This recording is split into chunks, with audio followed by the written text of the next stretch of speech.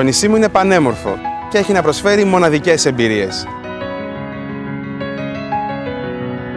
Γι' αυτό ήθελα να δώσω την ευκαιρία σε επισκέπτες από Ελλάδα και εξωτερικό να το ανακαλύψουν. Και ενώ αναζητούσα τρόπους για να πραγματοποιήσω το όνειρό μου, έμαθα για το διαγωνισμό Launching People της Samsung. Ήταν ο τέλειος συγχρονισμός. Έτσι ξεκίνησε το ταξίδι του Taste Limnos. Πρόκειται για ένα site που μέσα από τις σελίδες του προβάλλει τις πιο ξεχωριστές πλευρές του νησιού. Επίσης, δίνει την ευκαιρία στους επισκέπτες να κάνουν online κρατήσεις για θεματικές περιηγήσεις με βασικό άξονα τη γαστρονομία.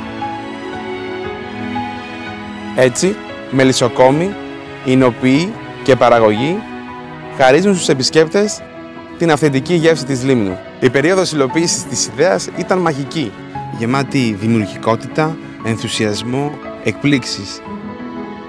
Την απόλαυσα μέχρι τελευταία στιγμή. Υπήρχαν βέβαια και δύσκολες στιγμές. Αλλά είχα δίπλα μου τους δικούς μου, το μεντορά μου, τη Samsung και φυσικά τον κόσμο της Λίμνου. Όλοι τους αγκάλιασαν την ιδέα μου με αληθινή ζεστασιά. Τελικά, αυτό είναι το πρώτο βήμα για να πραγματοποιήσεις το όνειρό σου. Να έχεις κάποιον να σε στηρίζει. Launching People, γιατί κάθε όνειρο αξίζει μια ευκαιρία.